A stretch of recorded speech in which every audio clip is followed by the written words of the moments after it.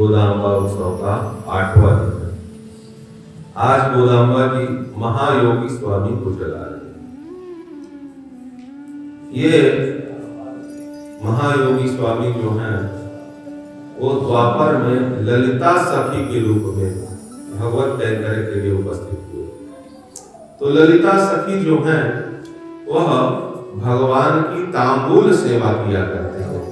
जब भगवान भोग प्रसाद पा लेते हैं तो भगवान के सम्मुख जो है वह तांबूल की सेवा किया करते हैं।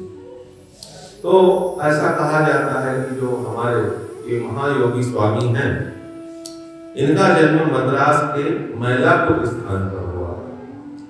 रक्त कमल से इनका आविर्भाव हुआ।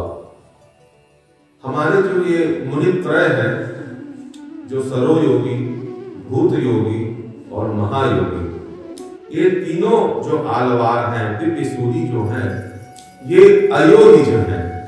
भगवान के द्वारा उनको आदेशित किया गया कि वैष्णवता का प्रचार आप करिए भूलोक पर जाकर के। तो ये तीनों जो मुनित्रय हैं, इन्होंने इस भूलोक पर श्री वैष्णवता का प्रचार प्रसार किया है। ऐसी मान्यता है कि भगवान की जो खड्ग है वही हमारे महायोगी जी हैं। तो हमारे जो ये महायोगी हैं, दिव्य सूरी हैं, जो ये मुनित्रय हैं, ये कभी भी एक स्थान पर नहीं रहे, सतत भ्रमण करते हैं। जो भगवान के दिव्य देश हैं, उन दिव्य देशों की यात्रा करना और भगवान का भजन करना और लोगों से दूर रहना, प्रसिद्धि से दूर रहना। तो ऐसे जो हमारे महायोगी स्वामी हैं, नित्य भगवान का भजन कीर्तन करते और दिव्य देशों का दर्शन किया करते।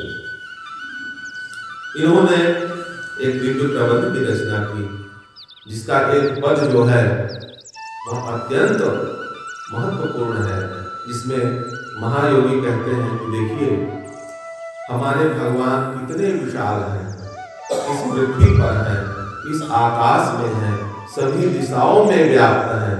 वे इतने विराट हैं कि 2 पग के ही सारे ब्रह्मांड को उन्होंने नाप लिया। और वे कितने दयालु हैं कि इतने विराट होते हुए भी मुझ अकिंचन के हृदय में निवास करते हैं। उनकी ऐसी विराटता होने के बाद भी मेरे अकिंचनादि भाव के कारण वे मेरे हृदय में निवास करते हैं। ऐसा हमारे महायोगी स्वामी का भाव है। तो एक ऐसी कथा प्रचलित है, ये जो मुनित्रय हैं, सरोयोगी, भूत योगी और महायोगी, इन तीनों का जन्म एक ही काल में हुआ और ये तीनों एक दूसरे से अपरिचित थे। क्योंकि एक स्थान में तो रहते नहीं थे, सभी दिव्य देशों का भ्रमण करते थे और भगवत कीर्तन करते थे। तो एक बार ये तीनों जो दिव्य सूरी हैं, वह एक दिव्य देश में दर्शन करने के लिए गए। उस दिव्य देश का नाम था तिरुकोइलूर। उस तिरुकोइलूर दिव्य देश का ये दर्शन करने गए और संध्या हो गई। वहीं इन तीनों को एक दूसरे का परिचय प्राप्त हुआ। जब इन तीनों को एक दूसरे का परिचय प्राप्त हुआ और उसी समय अंधकार छा गया, बहुत तेज वृष्टि होने लगी। तो इन्होंने सोचा कि अब हम रात्रि में कहाँ रहें इस वर्षा से बचने के लिए।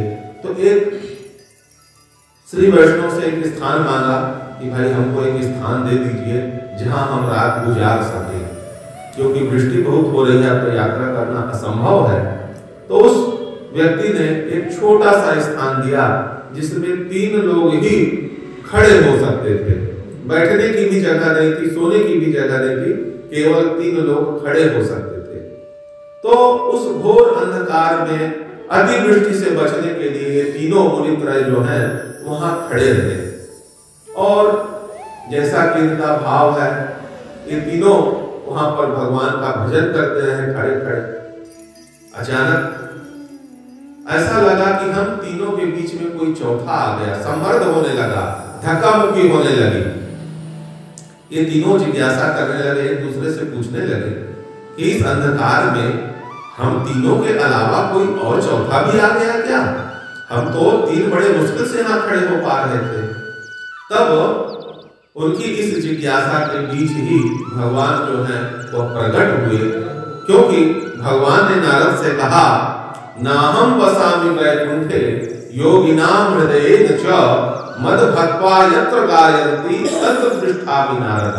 तो ये भगवान के तीनों मुनित्रय जो हैं भगवान का भजन कर रहे थे, तो वहाँ भगवान तत्क्षण तत्काल जो है वह उपस्थित हो गए और इन तीनों को अपना दर्शन दिया।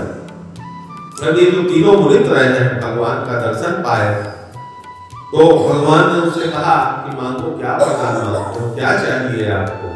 तो मुनित्रय ने कहा, हे प्रभु, बस हमको आप केवल यही वरदान दीजिए कि हम सदैव आपका गुणगान करते रहें, हमको और आपका कोई वर नहीं चाहिए, हमें केवल यही चाहिए कि आपका नाम संकीर्तन हम करते रहें और आपका स्मरण निरंतर हमको बना रहे, यही आशीर्वाद हमको आप दीजिए।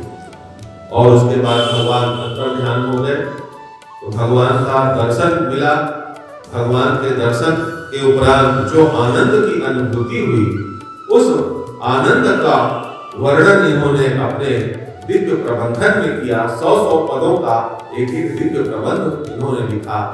तो ऐसे हमारे जो ये मुनित्रय हैं, महायोगी स्वामी हैं, तो ललिता सखी के रूप में द्वापर युग में भगवान के कैंकर्य के लिए उपस्थित हुए हैं और भगवान की तांबूल सेवा किया करते हैं। तो आज गोदाम्बा जी इन्हीं महायोगी स्वामी को चला रही हैं और कह रहे हैं कि सखी उनको देखो, लोग जो हैं वह वन की ओर चलने के लिए निकल पड़ी है और तुम सो रही हो।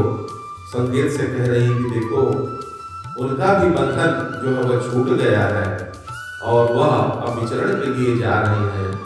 उसकी उस सखी की प्रशंसा करती हैं, तुम साल भंजिके हो, तुम नारियों में श्रेष्ठ हो और तुम सो रही हो। सारी सखियां तो यमुना स्नान करने के लिए उद्यत हैं, लेकिन मैंने ही उन सबको रोक लिया है कि हे सखी, उसको भी आ जाने दो। गोदाम्बा जी सबको साथ लेकर जो है यह भगवान का व्रत करना चाहती हैं, सबका कल्याण हो, ऐसा उनका विचार है। तो गोदाम्बा जी उस सखी को उठा रहे हैं, ये सखी उठो, जागो, आप गौए जो है वन की ओर जा रही हैं, हम लोग भी चले और स्नान करके भगवान का नाम संकीर्तन करें। ऐसा आज के 500 का भाव है। बोलिए श्री गोदारनाथ भगवान